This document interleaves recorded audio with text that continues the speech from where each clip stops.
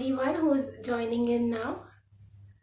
Today's topic is on music. तो मैं अभी ऐड करूँगी मिस्टर फराज खान को. So just give me a moment.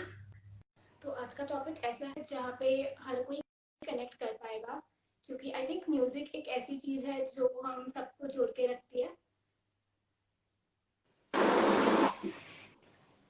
Hello, नमस्ते मिस्टर फराज खान. Firstly, तो thank you so much क्योंकि I think music is something which we all are enthusiastic about. तो मतलब आज पहले before we start, आप सिर्फ हमें बता दीजिए कि आज आप हमारे साथ क्या शेयर करने वाले हैं. मतलब you are a singer, music composer, vocalist, मतलब आप रिसर्च करते हैं. तो आज एग्जैक्टली हम क्या मतलब सुनने वाले हैं आपसे. First of all thank you so much मुझे बुलाने के लिए. एंड टॉपिक्स कुछ इस तरह रहेंगे कि why music can heal, music क्यों काम करता है हीलिंग में, मेडिटेशन में. Basically music has many aspects, जिसमें से आज हम मेडिटेशन एस्पेक्ट से बात करेंगे कि इसका मेडिटेशन आउटकम क्या हो सकता है एंड उसके पीछे का साइंस क्या है. इफ़ वक्त रहा तो आप हिस्ट्री भी जान सकते हैं, पूछ सकते हैं, मुझे जितना पता है वो बताऊँगा. डेफिनेटली. और अगर कोई बात अगर डिटेल में जाननी हो तो आप मुझे बीच में इंटरप्ट करके रोक सकते हैं, या आप पूछ सकते हैं, या कोई बात लंबी हो तो भी बता सकते हैं, ताकि जितना हमें पास वक्त है 1 घंटे का उसमें मैं सारे टॉपिक्स इजीली कवर कर सकूं. और कमेंट्स में भी जो व्यूअर्स आ रहे हैं वो भी पूछ सकते हैं जो उनके डाउट्स होंगे. हाँ, तो आप क्वेश्चंस पूछिए जो भी आपको लगता है कि म्यूजिक रिलेटेड है या मेडिटेशन रिलेटेड है, क्योंकि काफी लोग जो अभी योगा करते हैं या आई नो कि उनका भी एक म्यूजिक के साथ अपना ही कनेक्शन होता है, जैसे कि साउंड्स होता है, चैंटिंग होता है. तो आप सवाल पूछ सकते हैं जो भी आपको जानना है, या आपके एक्सपीरियंसेस भी आप कमेंट सेक्शन में शेयर कर सकते हैं. So let's get started. और पहले तो मुझे ये बताइए आपकी आपने कभी ये डिसाइड कर लिया या ऐसा क्या हो गया आपकी लाइफ में दैट यू न्यू कि यही मेरे लिए है, मतलब एज अ करियर आपने म्यूजिक कैसे चूज किया या व्हाट हैपेंड, मतलब कैसे चालू हुआ ये सब. It's a very long journey. अगर देखा जाए तो if you believe in destiny तो चीज़ें अपने आप होती चली जाती हैं. और किसी बड़े शायर ने कहा भी है, बरसात में दीवारों दर की तहरीर मिटी, मिटा नहीं तकदीर का लिखा. तो कुछ चीज़ें अपने आप ब्रेक थ्रू मिलता रहता है. आप सीखते रहते हैं इवेंट्स के साथ, एक्सपीरियंसेस के साथ, और फिर उसमें आगे बढ़ते रहते हैं. और कुछ चीज़ आपको ड्रैग करती है अपने तरफ कि आओ यही तुम्हारी जगह, यहीं बैठो तुम. तो इस तरह के कुछ इवेंट्स हुए हैं. उसमें से एक मैं चाइल्डहुड का, जब मैं सबसे छोटा था, जब मुझे बात करना नहीं आता था, तब की बात मैं बताता हूँ. उस टाइम पे 1996 में एक फिल्म आई थी माचिस. ओके. और जब मुझे पता नहीं उसमें ऐसा क्या था उस टाइम पे मैं समझ नहीं पाया, लेकिन जब भी मुझे खाना खाना होता था तो मुझे वो वीडियो दिखाया जाता था. उससे पहले मैं खाना नहीं खाता था, मैं सुने बिना खाना नहीं खाता था, क्योंकि मुझे पहले वो गाने सुनने हैं. और मुझे बात करनी नहीं आती थी उस टाइम पे, कोई बातें नहीं आती थी. तो जब उस टाइम पे वीसीआर से बड़े बड़े कैसेट्स आते थे, आज भी रखे हैं अंदर कबाड़ में. तो वही लगाकर सुना करते थे हम और देखा करते थे वीडियोस. तो जब मान लीजिए अब जब मैं बड़ा हो गया, मुझे तब तो पता नहीं चला कि क्या चीज़ें हैं, क्या हुआ. बड़ा हुआ तो समझ में आया जो म्यूज़िक कंपोजिशन होती है गानों की, फिल्म्स की. तो माचिस में जो गाने थे शुरुआत के 2 और बाकी भी जितने गाने हैं, सारे गानों की सिचुएशन प्लस द कैरेक्टर जो गा रहा है plus location and everything involve in the story line, वो सारी चीज़ों को ध्यान में रख के कंपोज किया और उसके बाद गाना बनाकर उसको पिक्चराइज किया. तो उसका आउटकम इतना ज़्यादा क्वालिटेटिव और अपीलिंग था कि मुझे बचपन में ही वैसा म्यूज़िक सुना दिया गया. बचपन में ही मेरी वैसी फीलिंग हो गई कि इस टाइप का जो म्यूज़िक है, ऐसा क्वालिटी जो होता है, वो तभी से डेवलप होना शुरू हो चुका था. और मुझे याद है मैं 4th स्टैंडर्ड में फर्स्ट टाइम मैंने सिंगिंग कॉम्पिटिशन में पार्ट लिया था. और मुझे पता नहीं था कि फर्स्ट सेकंड थर्ड भी कुछ होता है. मुझे बोला गया था जाओ बस गा दो, और मैं बहुत डरता था. तो first time I सैंग in a church. पीछे जीसस क्राइस्ट थे और साइड में मदर मैरी, मैं आगे फिंगर क्रॉस करके पैर कांप रहे हैं और गाया जा रहा हूँ. कभी कभी मेरे दिल में ख्याल आता है. तो मुझे मेरी ही आवाज़ बहुत लाउड आ रही थी, मैं डर रहा हुआ था कि क्या कर रहा हूँ मैं. तो बाद में देखा तो प्राइज अनाउंस हो रहे हैं क्योंकि कौन अच्छा गाया, तब पता चला उसको कुछ ना कुछ दिया जा रहा है। तो I came first at the first time. Oh wonderful. और वो मोमेंट था जब धीरे धीरे फिर शुरू हो गया, लोगों ने प्रेस करना शुरू कर दिया कि बिना सीखे तुम इतना कर रहे हो तो सीखो, आगे करके सीखो। तो जब सीखना शुरू किया तो और ऐसे ब्रेक थ्रूज मिलते रहे, चैलेंजेस रहे, हर्डल्स रहे, उसको क्रॉस करते करते करते जो कुछ आज गुरु के भरोसे यहाँ हूँ। तो बहुत सारे ऐसे इवेंट्स हैं, सिर्फ इकलौता ये नहीं है, तो आता जाता रहता है।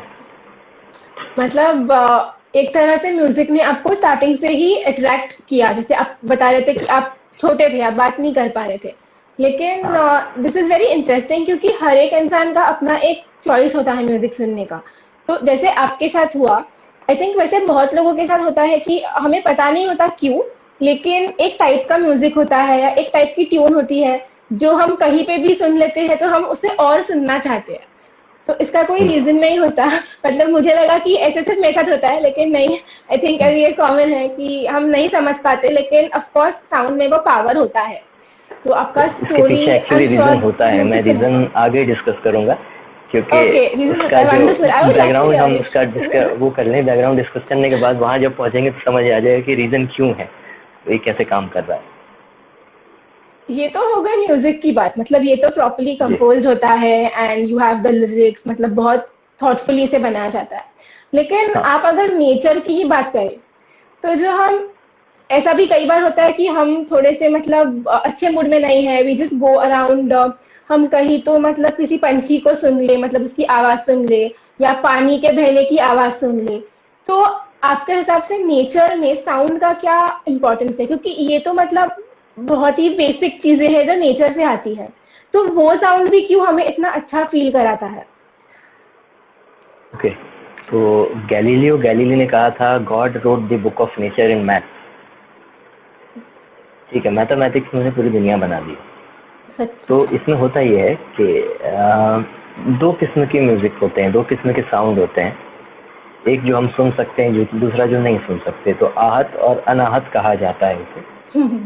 तो अनाहत साउंड एक ऐसी चीज होती है जो एक प्रॉपर लेवल ऑफ मेडिटेशन करने के बाद, एक मतलब सालों मेडिटेशन किया और एक वो आ जाती है, परफेक्शन आता है, तब वो सुनाई देने लगता है।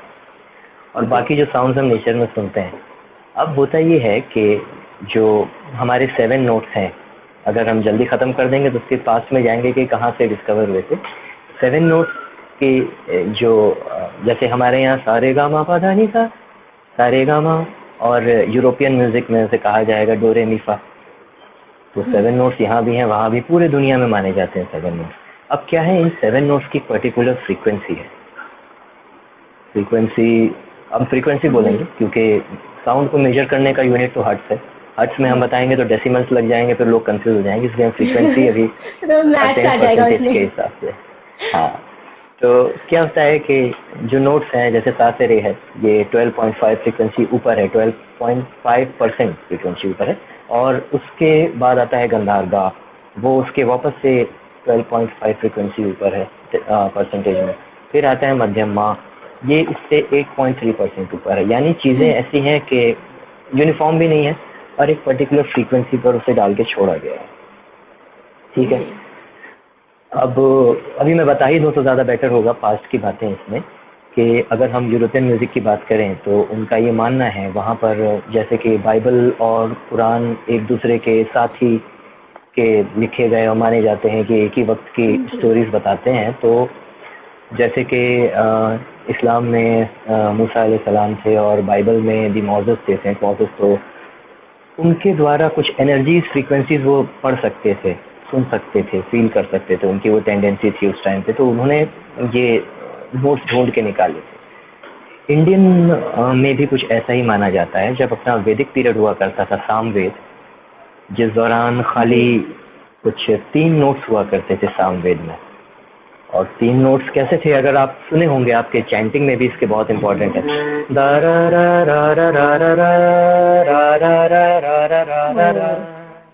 ये वेदास में थे।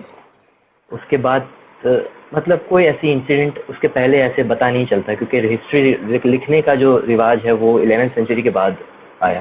उसके पहले तो था नहीं, उसके पहले खोजना पड़ता है ना। तो जब वैदिक पीरियड चला जाता है उसके बाद सीधा हम 500 साल आगे आते हैं और हमारे पास एक बुक होती है जिसका नाम है नाट्य शास्त्र। भारत मुनि ने लिखा था उस बुक को, करीब 25-30 हज़ार पेज की वो बुक होगी। उसमें कंप्लीट डिटेल है 7 नोट्स की, एक्सप्रेशंस की, सारी बातें लिखी हुई हैं। अब ये बात आती है कि ये कहाँ हुआ होगा, क्यों लिखा गया होगा। तो इसका मेन पीरियड जो हम माना जाता है वो है जब ये बुक आई उसके पहले 500 साल पहले हमारा वैदिक काल था, बीच में आता है महाभारत काल, महाभारत का पीरियड जो होता है। ठीक है, तो जैसे कि सभी जानते हैं कि उस दौरान खाने पीने से ज्यादा मेडिटेशन को भी दिया जाता था इम्पोर्टेंस दिया जाता था, एज ऑफ गॉड्स माना जाता था। तो हुआ ये कि जो फ्रीक्वेंसीज की बात कर रहा हूँ, अलग अलग परसेंटेज ऊपर नीचे हैं, इसको डिस्कवर उन्हीं लोगों ने किया था जो मेडिटेट किया करते थे। अब सिमिलरली हम बाइबल कुरान की बात करें तो वो सेम टेंडेंसी उनकी भी थी, मोसेस की, और यहाँ पे जो महापुरुष रहे हैं उनकी भी वही टेंडेंसी थी कि वो एनर्जीज को फील कर। तो उस दौरान ही वो नोट्स डिस्कवर हुए महाभारत के दौरान, और उसके बाद जब ये पीरियड खत्म हुआ और नाट्य शास्त्र आया उसके बाद से 7 नोट्स की आगे बात बढ़ने लगी। तो होता ये है कि इन 7 नोट्स सारेगामापाधानिसा तो बस है, इनके कॉम्बिनेशंस जब बनते हैं तो वो नेचर को डिस्क्राइब कर सकते हैं, क्योंकि ये नेचर का एलिमेंट है तो हम इसके सहारे नेचर डिस्क्राइब करते हैं। अब इसके सब नोट्स भी हैं, अगर से श्रुतियाँ कहेंगे 22 श्रुतिज हैं, फिर उसके अलावा माइनर नोट्स हैं 7, तो 13 नोट्स में हो जाए मेन, और बाकी 22 श्रुतिज वो ज़्यादा डीप है, उसमें हम अभी नहीं जाएंगे। तो इनके कॉम्बिनेशंस पे जो हम क्रिएट करते हैं, जो राग बनाए गए हैं, राग का संस्कृत वर्ड है, इसका मीनिंग होता है रंग, वो रंग जो हम कान से फील कर सके, और जबकि ये रंग दिखने वाले रंग से काफी ज्यादा। तो ये उसके बाद राग फॉर्म होने लगे। तो इन राग कॉम्बिनेशंस अब ऐसे नोट्स के बनने लगे कि आप समझिए कि नेचर के किसी भी एस्पेक्ट को आप डिस्क्राइब करना चाहते हैं, जैसे कि एक राग है मेघ मल्हार, ऑलराइट, मेघ मल्हार यानी बारिश का राग जो होता है।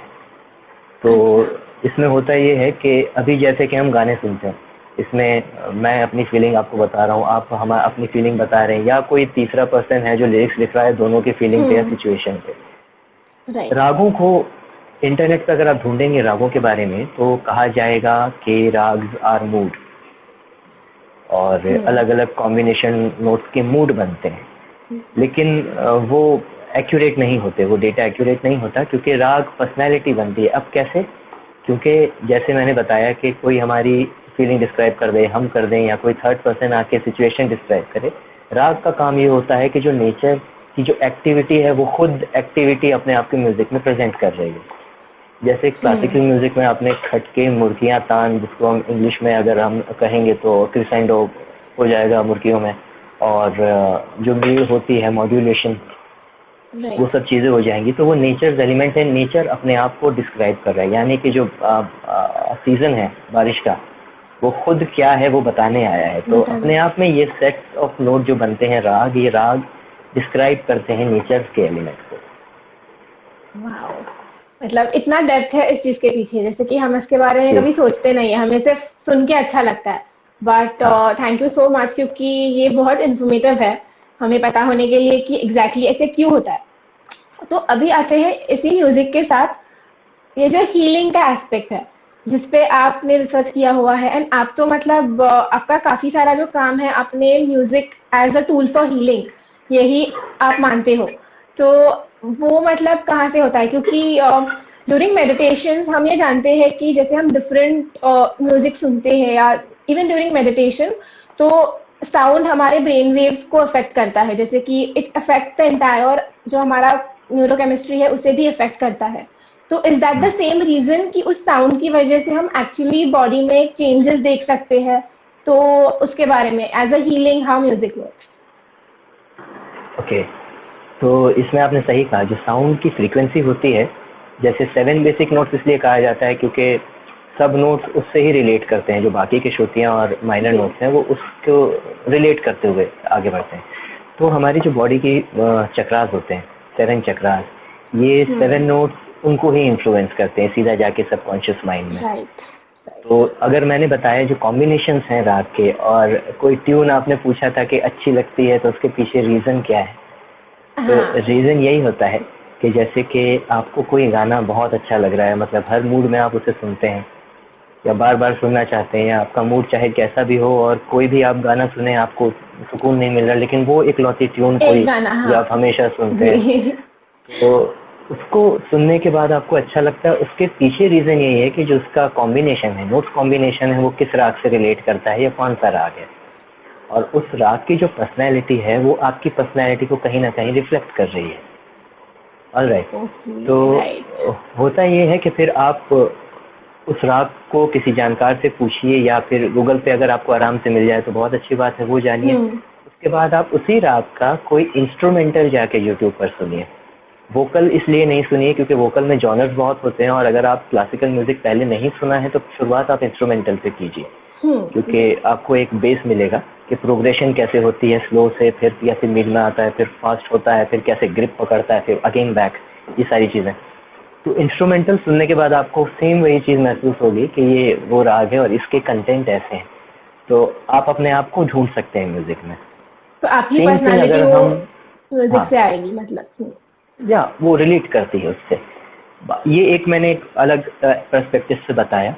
अब जो मैं प्रॉपर अभी जनरल पर्सपेक्टिव से बताऊं तो मान के चलिए कि गाना आप सुन रहे हैं कोई बॉलीवुड, और आपके मूड को कोई सिचुएशन डिस्क्राइब कर रही है।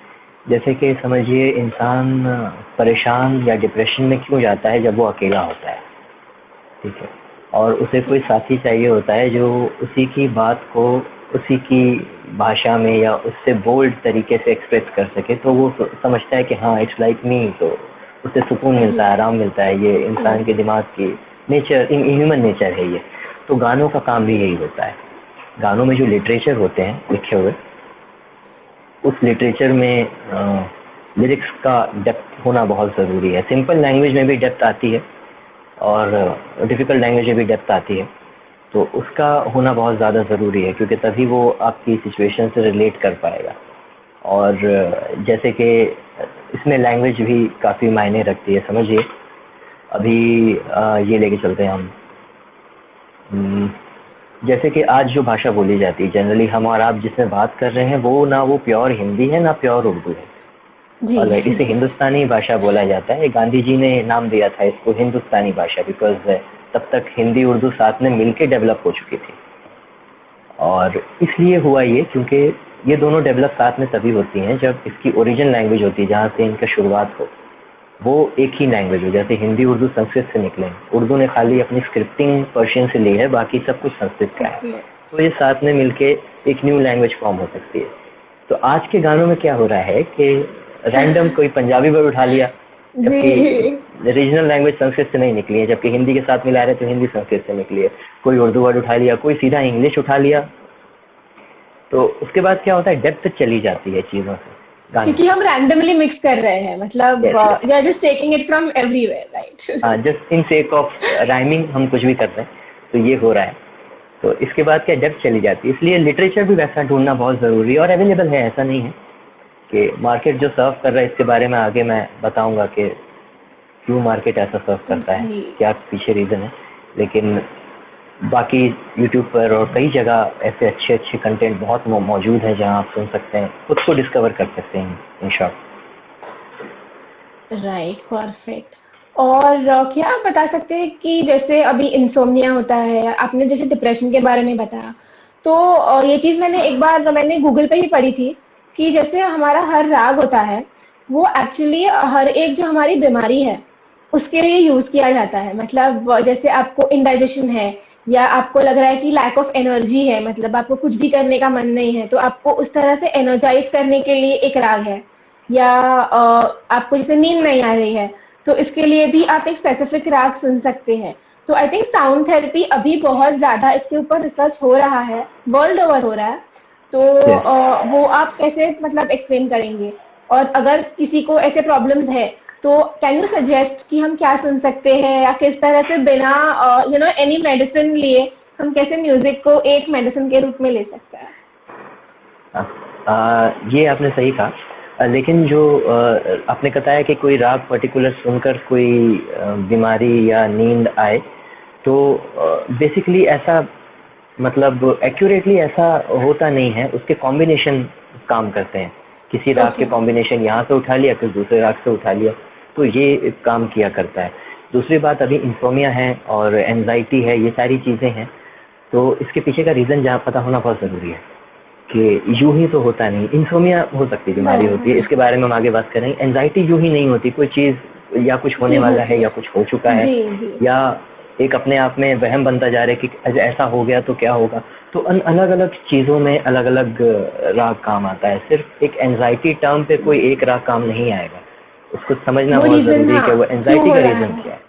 यस यस, हार्ट ब्रेक है तो जाहिर सी बात है कि आप कोई भी धैर्य सुन लीजिए, आपका ठीक हो जाएगा। तो उस वजह से एंजाइटी नहीं है। आई थिंक वो सब रिलेट कर सकते हैं, वहां पे म्यूजिक बहुत हाँ, काम आता है। यस यस यस, तो ये एक बेसिक सा मैंने बताया कि इस तरह वो रिलेट करके हो सकता है। इंसोम्निया का कैसा है कि सबकॉन्शियस हमारा माइंड जो होता है वो एक्टिव होता है, तब जाके ज़्यादातर इंसोम्निया की प्रॉब्लम आती है। तो एक लिविंग एक्सपेरिमेंट है, 2014 में हुआ था कि कोलकाता में आईसीयू से एक पेशेंट को बाहर निकाला गया, कैंसर पेशेंट को, राग दरबारी सुनाकर। तो उनको एक हफ्ता राग दरबारी सुनाया गया, दिन में 3-3 बार। और एक हफ्ते बाद वो जब आईसीयू से बाहर आए तो उनकी बॉडी दवा पे रिएक्ट भी करने लगी और वो रिकवर बहुत तेज़ी से होने लगी। तो ये डॉक्टर ने पता नहीं कैसे इस राग को चुना, क्या सोच के चुना होगा, ये क्या सिचुएशन, क्या ढूंढा गया होगा, ये अलग ही एक डेप्थ वाली बात है। लेकिन राग दरबारी में, जो दरबारी के बारे में मैं जितना जानता हूँ, मैं जो जानता हूँ वो है कि हमारे अंदर जो क्या बोलते हैं डिस्टर्बेंस होता है, जो इनकंजेंशन होता है, गुबार होता है, दरबारी क्या करता है, या तो उसको वो अंदर ही सेटल कर देगा या उसको बाहर निकाल के फेंक देगा एक बार में। ठीक है। तो ये इंसान के नेचर पे डिपेंड करता है फर्स्ट, और दूसरी कई बार तो कंपोजिशन पे भी डिपेंड करता है कि जो दरबारी राग है उस पर क्या हम कॉम्बिनेशन यूज़ कर रहे हैं उसको बनाने के लिए। तो सेम चीज़ इंसोमिया में भी बहुत काम आती है। राग दरबारी का अगर आप समझिए इंसोमिया के लिए यूज़ करना चाह रहे हैं तो एक लंबी वाली फ्लूट होती है, ठीक है, वो मोटी फ्लूट उसको बोलते हैं, या वो संतूर जी में, सारंगी में, सॉफ्ट इंस्ट्रूमेंट्स में आप दरबारी सुने, फिर उसमें सितार में भी सुन सकते हैं इंस्ट्रूमेंटल। तो उसके बाद आपको नींद आने की जो प्रॉब्लम है वो जाने लगेगी, आप उसे सुनते सुनते सोया करेंगे। और क्योंकि इंस्ट्रूमेंटल रागों का इसलिए सुना जाए क्योंकि ये प्रोग्रेशन होता है, ये धीरे से स्टार्ट होते हैं और उसके बाद प्रोग्रेस करते करते करते करते ये रंग पकड़ते हैं, आपके दिमाग को असर डालने लगते हैं, उसके बाद ये आप उसमें खो जाते हैं। तो क्लासिकल जी। म्यूजिक की ये सबसे बड़ी खासियत है। तो इस तरह ये काम करता है, और कई सारे ऐसे और भी राग हैं। डिपेंड करता है कि सिचुएशन क्या है, सिचुएशन को समझना ज़रूरी है, किसी जानकार से पूछना ज़रूरी है, और ये खुद भी आदमी ढूंढ सकता है। इतना सारा डेटा अवेलेबल हो गया है आजकल आप सुन के समझ कि सकते हो कि क्या आपको कैसा फील कर, हाँ, मतलब समझ क्या सकते इमोशन आप फील कर रहे हो। हैं जी, एग्जैक्टली।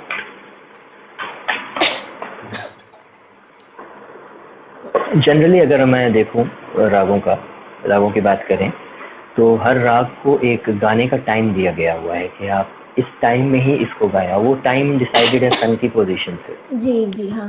जी, वैसे गूगल पे आप सर्च करेंगे कि विच राग एट व्हाट टाइम, तो वो आपको टाइमिंग लिख के देगा, 6 से 7 बजे तक, 7 से 10, 10 से 2 बजे तक, ऐसे। लेकिन वो टाइम चार्ट एक्यूरेट नहीं होता क्योंकि सब कुछ डिपेंड करता है सन के पोजीशन सन पर। की पोजीशन पे। कि हाँ, राइट। अभी जैसे कि एक राग है, राग मालकौंस से रात में गाया जाता है, तब जाके वो मेडिटेट करता है बॉडी को, एक जनरल चीज़ में कि हर किसी पर भी इसका असर होगा। और एक राग है भैरवी, जो सुबह सुबह गाया जाता है सनराइज के टाइम पे। अगर आपको कोई क्वेश्चन पूछना है तो आप अभी क्वेश्चन भी पूछ सकते हैं, बिकॉज आप जैसे बात कर रहे थे राग दरबारी के बारे में, तो हम्म, आप कुछ सुनाना चाहेंगे इधर दैट, या फिर जो भी आपको लगे कि आप अभी सुना पाओ, तो I think everybody will just enjoy that, सबको पसंद आएगा वो। yes। राग दरबारी का जो टाइम होता है वो रात का होता है, जैसे कि बताया, हर राग का हाँ तो टाइम दिया हुआ अभी, है। राइट, तो अभी जो अभी टाइम है वो आपको जो यमन भी, का है। हाँ तो यमन में आपको एक बॉलीवुड गाना सुनाता हूँ। डेफिनेटली।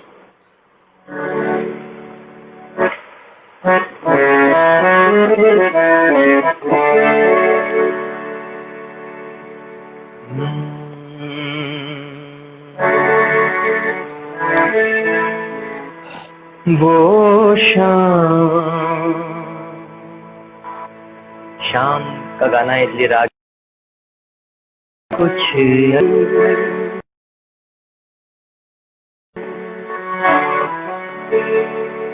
ये शाम भी अजीब है,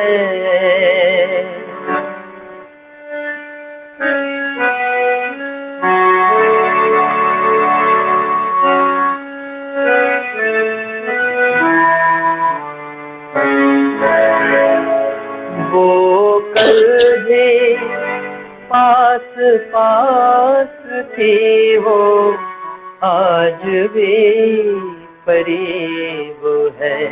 वो शाम कुछ अजीब थी, ये शाम भी अजीब है। वो कल भी पास पास थी, वो आज भी करीब है। वो शाम कुछ अजीब। आप कमेंट्स पढ़ रहे हैं, मैं भी देख लेता हूँ कौन कौन से कमेंट्स। हाँ, एक क्वेश्चन है कि okay, Achala is asking us, hello Achala, Tansen जैसे क्या और भी म्यूजिशियंस हुए हैं? वेरी इंटरेस्टिंग क्वेश्चन अच्छा है। कंपेयर करना मुश्किल है क्योंकि तानसेन को किसी ने सुना नहीं है, लेकिन तानसेन की जो रचनाएं हैं, जो इन्वेंशंस हैं, जैसे राग दरबारी भी तानसेन ने ही इन्वेंट किया था। और जो लोग हिस्ट्री जानते होंगे तो तानसेन वाज नॉट अलोन। जो अकबर के दरबार में 9 रत्न जिसे माना जाता था, वो 9 रत्न अलग अलग फील्ड में एक राजा अपॉइंट किया गया था, उसको राजा तानसेन बोला जाता था। और उनके अंदर 36 म्यूजिशियंस और थे जो पूरा टाइम म्यूजिक में डिस्कवरीज किया करते थे और मेडिटेशन पॉइंट्स ढूंढा करते थे। ज़्यादातर म्यूजिक की जो डिस्कवरीज हुई है उसी दौरान ही हुई है, 15th और 16th सेंचुरी में, क्योंकि गवर्नमेंट जो राजा हुआ करता था उनको पेंशन दिया करता था और सब अपना आर्ट में डिस्कवरी किया करते थे। तो माना जाता है कि बड़े गुलाम अली खां साहब 20वीं सदी के तानसेन है, कहा जाता है। और वो डिपेंड करता है कि उनकी कंपोजिशंस क्या है, अगर वो सबको पसंद आ रही है या क्या प्लीजिंग होती है तो हम तानसेन से कंपेयर कर सके। वैसे तो हमें किसी ने सुना नहीं तानसेन को गाते हुए, सिर्फ किससे पता है कि दिए जल जाते थे, बारिश हो जाती थी। और देखा जाए तो ये भी एक तरीके का कहावत नहीं है। अगर किसी ने एक बुक पढ़ी होगी द सीक्रेट, तो उसमें द सीक्रेट का पूरा सीक्रेट यही है कि जो आप चाहते हैं उसे आप अपने सामने पूरी शिद्दत से क्रिएट कर लें कि हाँ वो है जी। तो राग, जो जैसे राग दीपक कहते हैं कि दिए जल जाते थे, राग मल्हार से बारिश हो जाती थी, वो सेम सिचुएशन है कि वो सुनने के बाद आपको ये 100% वाला वहम हो जाता था कि वो हो रहा है और वो सचमुच हो जाता था। तो ये बातें हुआ करती थी उस टाइम पे। जी, आई होप अचला ही आंसर्ड योर क्वेश्चन, बिकॉज काफी अलग क्वेश्चन था ये। और जैसे आप बात कर रहे थे अभी जो म्यूजिक है उसके बारे में, जैसे कि बॉलीवुड म्यूजिक के बारे में, तो मतलब I think everybody will agree with me कि हम आज भी जो पुराने गाने हैं वो सुनना ज्यादा पसंद करते हैं, मोस्ट पीपल। तो ऐसा मतलब अगर आपका क्या इसके बारे में ओपिनियन है कि जैसे आपने बोला कि अभी हम कहीं से भी इंग्लिश गाने लेते, मतलब इंग्लिश रैप उठा लेते हैं या बीच में कुछ फ्यूजन कर लेते हैं, तो आपकी पर्सनली आपको किस टाइप का म्यूजिक पसंद है और आप क्या कहना चाहेंगे इसके बारे में, जो आज के गाने हैं उनके बारे में? गाने अच्छे बन सकते हैं, ऐसा है। जो रैपिंग की आपने बात की, तो रैप म्यूजिक नहीं है, इट्स कम्प्लीटली लिटरेरी आर्ट उसे कहा जाता है। कि आप कोई भी पोयम पढ़ेंगे, पोयम अगर मीटर में है, हम भी कंपोज करने से पहले देखते हैं मीटर होना चाहिए उसमें, तभी उस पर बीट्स आती हैं। तो पोयम मीटर में है तो उसका रैप बन सकता है। तो 19th सेंचुरी में आई गेस, हाँ 19th सेंचुरी में अफ्रीका में इसकी शुरुआत हुई थी, जब रिबिलियंस हुआ करते थे अगेंस्ट ब्रिटिश। तो आम लोगों को साथ में जोड़ने के लिए कुछ ऐसी टेक्निक्स की जाती थी कि उसे पढ़ा जाए और लोग इन्वॉल्व हों उसमें। तो रैपिंग वहाँ से आया हुआ है। तो ये लिटरली है, ये म्यूजिक में नहीं है, ये तो यूं ही बस डाल दिया जाता है। दूसरी बात, पुराने गाने हम सुनते हैं तो उसमें सिचुएशन, जैसे कि अभी मैंने गाया वो शाम कुछ अजीब थी, इसमें वर्ड शाम है और एक शाम की बात को डिस्क्राइब करना है, तो उसमें राग यमन डाल दिया गया music director S D Burman साहब से, तो आप उससे फील कर पाए, एक्चुअली उससे रिलेट कर पाए। तो क्या होता है कि जो कहावत है ओल्ड इज गोल्ड, वो पूरी तरीके से गलत है। बिल्कुल। सही कहावत ये है कि gold never goes old. Yes, that is आप आल्सो ट्रू। अच्छा क्रिएट कर दें। हाँ, अभी मुझ में कहीं गाना सुनते हैं 2008 या 9 का होगा, उस दौरान ही शायद हिमेश रेशमिया के गाने भी आया करते थे। किसको याद है क्या गाने थे, कौन सुनता होगा आज। तो ये चीज़ें हुआ करती हैं। दूसरी एक बड़ी बात मैं अच्छा याद आ गया कि मैं बताना चाहूँगा इसमें, कि जो ट्रेंड होता है, जो हम ट्रेंड फॉलो करते हैं बेसिकली, जी। तो ये पूरा ट्रेंड चलता है क्राइंग वुल्फ सिंड्रोम के बेसिस पे। जैसे कि वो कहानी आपने सुनी होगी कि भेड़िया आया करके एक किसान बताता जी था जी और जी। लोग आ जाते थे। 2 बार आए, तीसरी बार सच में आ गया तो कोई नहीं आया। सच में आ गया। कि इसी प्रिंसिपल्स पे क्या होता है, ट्रेंड काम करते हैं। At the end of the day हमें क्या चाहिए होता है, पीस और सेटिस्फैक्शन। ऑल राइट, जी सेटिस्फैक्शन एक ऊपर का वर्ड है। अंदर से वो देखा जाए तो ये सोल की पीस को माना जाता है कि हमारी आत्मा संतुष्ट है, तो सेटिस्फैक्शन है।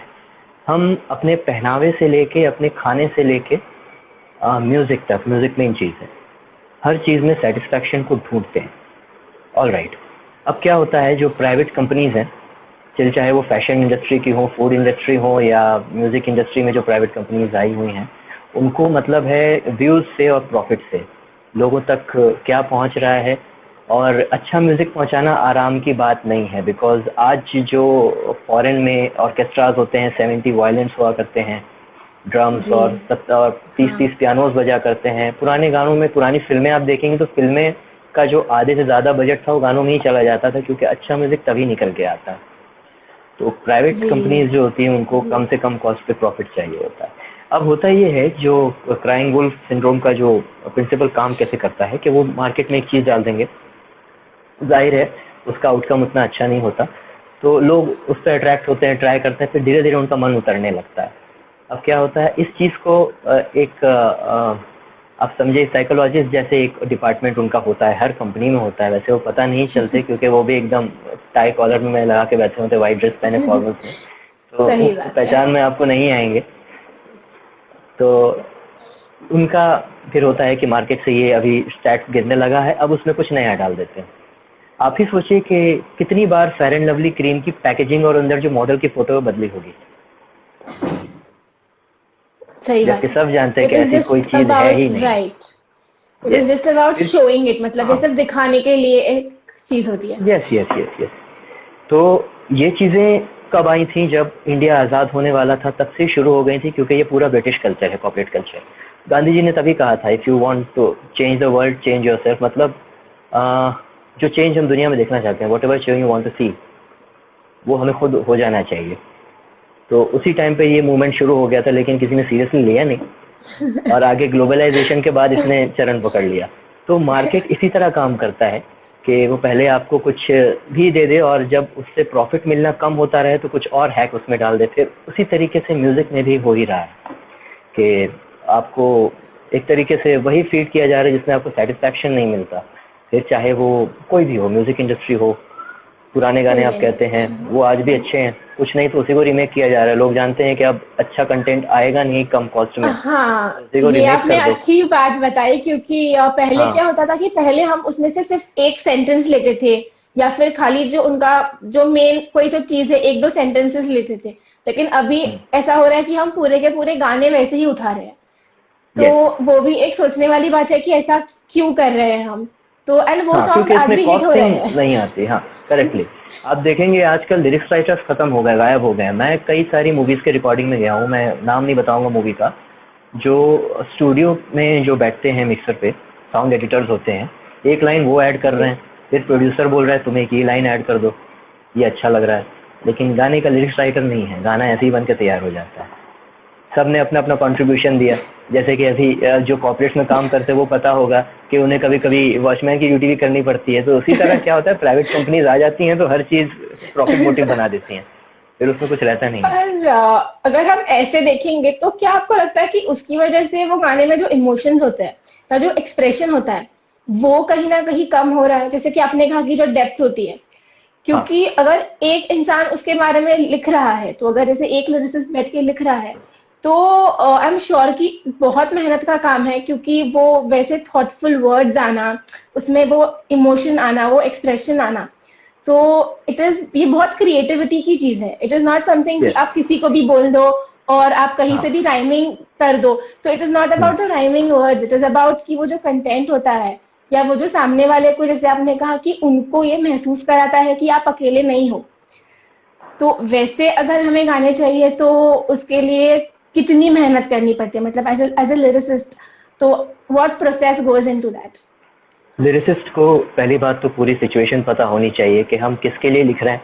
अगर जो इंसान उदास है वो लड़का है या लड़की है, अमीर है या गरीब है, रात में उदास है दिन में उदास है, और राइट। उदासी की रीजन क्या है, रीजन क्या उसके पर्सपेक्टिव से गलत है, क्या वो अपने आप से उदास है या उसके साथ किसी ने कुछ किया है तो उसको लेके उदास है। तो उसके हिसाब से कॉर्ड्स डिसाइड होते हैं कि बेचैनी है तो माइनर कॉर्ड, और अगर आप लेट इट गो हैं तो फिर मेजर कॉर्ड, फिर राग भी उसी हिसाब से समय के हिसाब से डिसाइड होते हैं।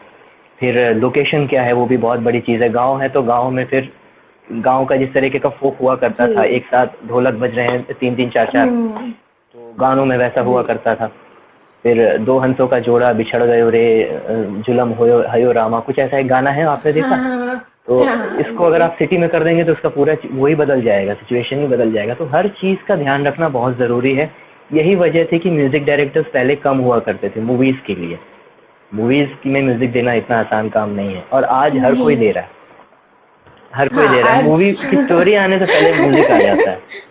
ओ तो हाँ, ये काफी टाइम तो काम सॉन्ग्स करता है। पहले होते हैं and then you put them in the movies, right right. ये या भी तो हो रहा है। ये वजह है कि आज जो वो एक टाइम पे जो क्वालिटी हुआ करती थी वो डाउन होती चली जा रही है। उसकी वजह यही है क्योंकि हर चीज़ को उतना ध्यान से नहीं किया जाता, जल्दी जल्दी में सब करना है, जल्दी प्रोड्यूस करना है, जल्दी निकालना है, प्रॉफिट कमाना है। तो एक तरीके से इसमें काफ़ी गलती मार्केट की भी है, और कुछ गलती हमारी भी है कि हम प्रमोट करते हैं, हम ट्रेंड को फॉलो करते हैं इसलिए कि हम नहीं फॉलो नहीं किया तो लोग हमें आउटडेटेड कहेंगे। तो आउटडेटेड कुछ जी, होता नहीं पीयर है, ये प्रेशर भी पर्सनल होता है कि चॉइस के आपको, ऊपर है। हाँ, पीयर प्रेशर भी हाँ होता है कि आप कैसे गाने सुनते हो, या अरे आपने वो गाना नहीं या सुना, तो या वो हाँ सारी चीजें ये भी बातें होती हैं। होती हैं, और एंड ऑफ द डे कल को 10 दिन बाद वो सेम चीज़ वो खुद नहीं सुन रहे होते जो आपको जिस बात का डर लग रहा होता है। क्योंकि कुछ और आ जाता है ना तब तक, एज यू हाँ सेड कि जैसे एक तब चीज तक कुछ और खत्म होने ऐसा पे निकल आती है तो आएगा कुछ पुराना और आ होने के जाता लिए। होता है। यस जी, करेक्ट करेक्ट। सही बात तो है। यही चीज़ें चलती रहती हैं। तो इंसान को, हमें स्पेशली हमें खुद को ढूंढना चाहिए। इस क्राइंग वोल्फ सिंड्रोम से बाहर निकल के हमें अपनी चॉइसेस ढूंढनी बहुत ज़रूरी है कि I think we have a question. या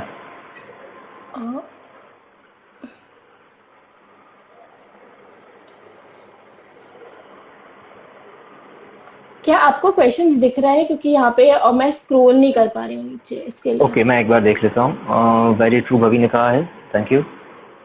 और पूर्वा जी पूछती हैं बैंडिश पंडित के म्यूजिक को कैसा डिफाइन करेंगे, सेटिस्फाइंग है? ओके, बैंडिश पंडित एक बहुत बड़ा ब्रेक थ्रू है क्लासिकल म्यूजिक के लिए, क्योंकि जो लोग क्लासिकल म्यूजिक के बारे में नहीं जानते हैं वो क्लासिकल म्यूजिक कितना टफ है उसको दिखाता है कि क्या क्या चीज़ें उसमें मैटर करती हैं।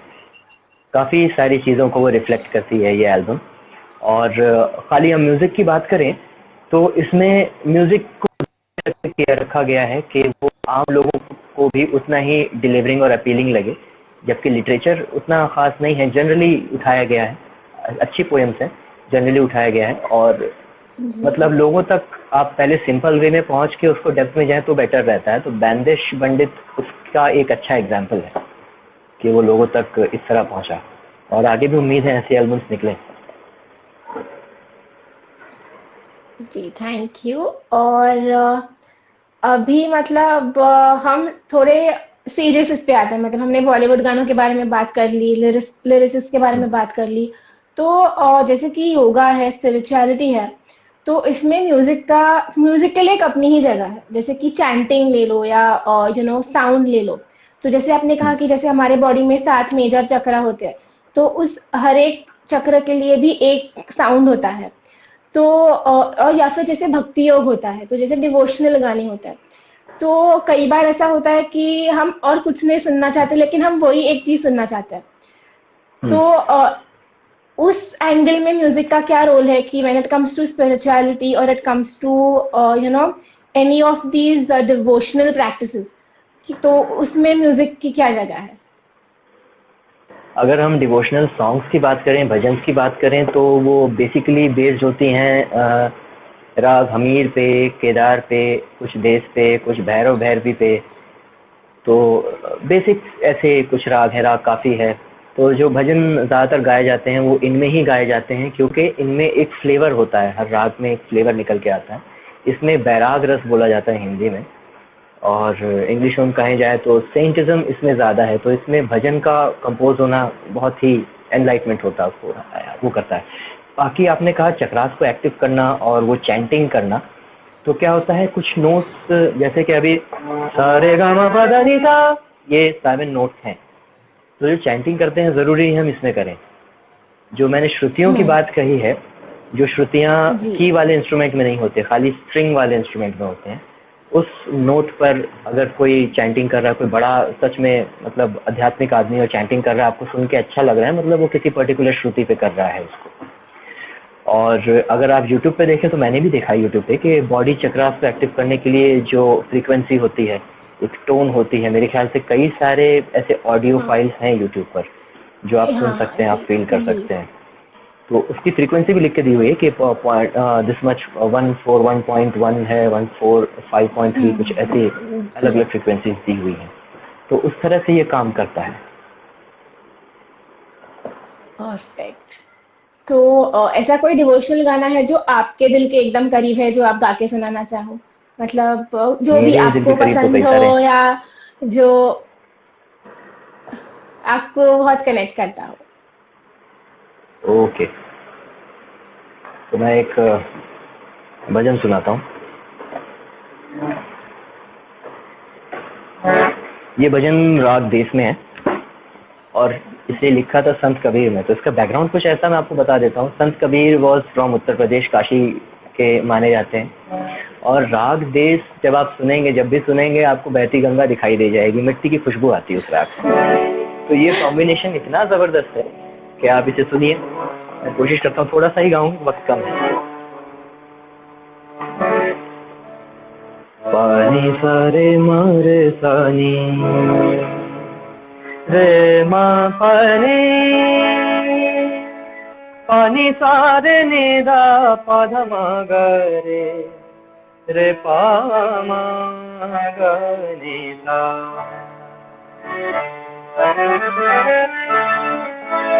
कबीरा कबीरा जब हम पैदा हुए, जग हंसे हम रोए,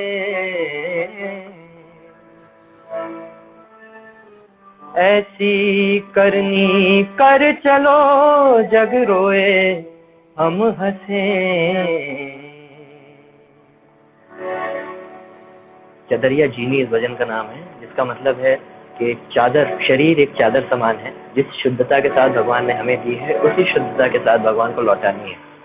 चदरिया हाँ रे चदरिया, हो रे चदरिया, जीनी रे जीनी,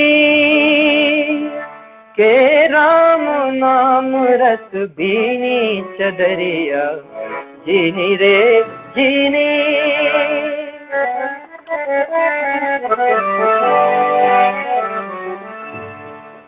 शरीर का निर्माण किस तरह होता है? अष्ट कमल का चरखा बनाया, 5 तत्व की पूनी। अष्ट कमल का चरखा बनाया, 5 तत्व की पूनी। 9-10 मास पुनन को लागे, 9-10 मास पुनन को लागे, दिन दिन मैली कीनी, चदरिया जीनी रे जीनी, के राम नाम रस भीनी चदरिया जीनी रे जीनी। तो ये राग देश की कंपोजिशन थी। वाह, ब्यूटीफुल। मतलब सीरियसली बहुत बढ़िया। और आई एम श्योर क्योंकि यहाँ पे आई थिंक सबको ही ये बहुत पसंद आया है क्योंकि I can see a lot of comments your. Thank you Ruchika, thank you thank you Purva, everyone. Thank you Hiya. तो हम क्वेश्चंस लेते हैं अभी। जी आप अगर वक्त है हमारे पास करीब 12 मिनट के आसपास, तो हाँ जी आप जी। क्वेश्चंस पूछ तो सकते हैं। जो भी हमें सुन रहा है अगर आपके पास कोई क्वेश्चंस है तो आप कमेंट कर सकते हैं। And thank you everyone. Thank you so much. तो अभी मेरे पास आपके लिए एक क्वेश्चन है कि जो अभी यंगस्टर्स हैं तो मतलब जो म्यूजिक को सीरियसली मतलब जो उसी फील्ड में जाना चाहते हैं तो उनके लिए आपकी क्या एडवाइस है कि मतलब क्या चैलेंजेस है आपके फील्ड में और आप उनके लिए क्या एडवाइस देना चाहेंगे, कैसे उन्हें गाइड करना चाहेंगे? करेंटली देखा जाए तो सिचुएशन इंडिया की ऐसी है कि अगर आप उसे प्रोफेशन बनाना चाहते हैं, अपनी अर्निंग बनाना चाहते हैं, तो चीज़ें उतनी ज़्यादा फेवर में नहीं है। उसको हमें खुद ही क्रिएट करना है, धीरे धीरे हमें खुद ही अप्रोच करना है, लोगों को ढूंढना है, तो उसमें मेहनत ज़्यादा है।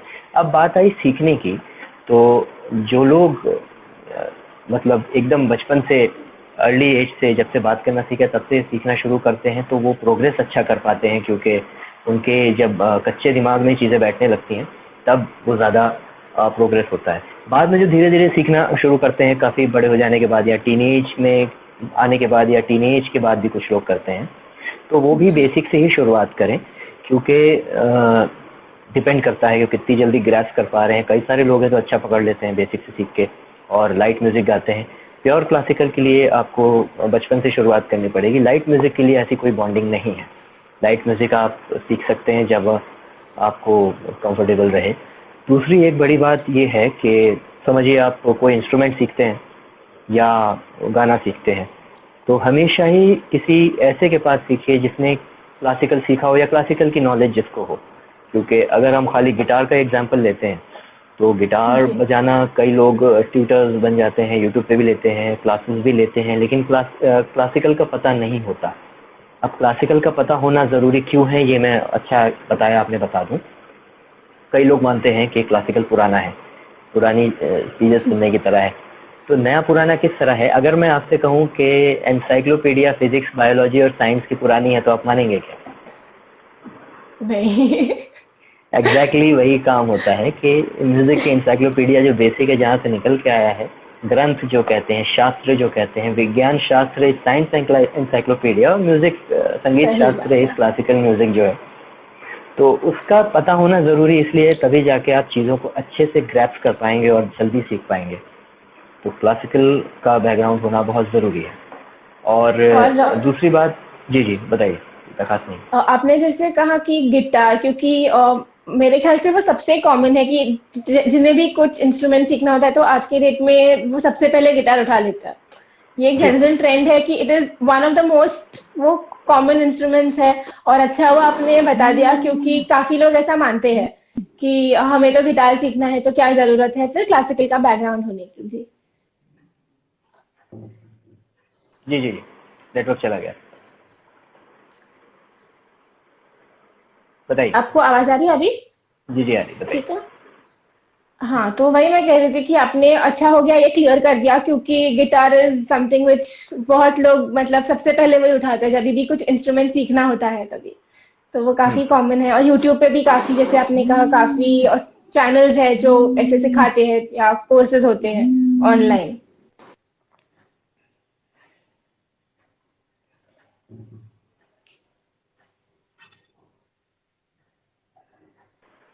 आवाज़ आ रही है? हाँ जी जी। हाँ, हमारे पास 5 मिनट है अभी। जी जी जी, बता सकते हैं। तो अगर जो हमारी ऑडियंस है उन्हें कुछ क्वेश्चंस पूछने हैं तो वो क्वेश्चंस पूछ सकते हैं। जी पूछ सकते हैं। और अगर आप 2 मिनट में क्वेश्चन नहीं आया तो एक क्वेश्चन का आंसर मैं खुद ही दे दूंगा।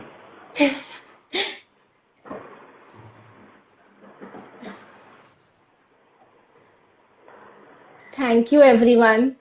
यहाँ पे मुझे रिएक्शंस काफी दिख रहे हैं, तो थैंक थैंक यू यू जो सो हमें मच। सुन रहे हैं।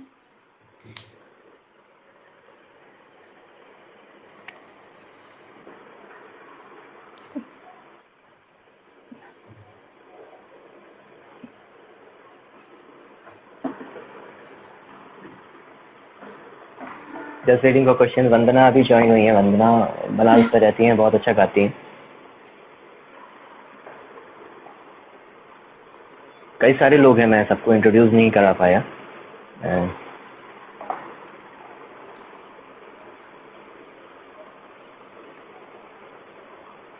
तो थैंक यू सो मच कि आप आज आए एंड आपने हमारे साथ ये सब शेयर किया, क्योंकि ऐसे सुनने को मिलता नहीं है। और हम गूगल पे इतना नहीं ढूंढते इन सब जी चीज़ों को, और जब कोई बताता है तो ऑब्वियसली वो ज़्यादा इजीली कनेक्टेड हम उससे फील करते हैं, ना कि हम अगर कोई बुक पढ़े या हम कहीं पढ़े।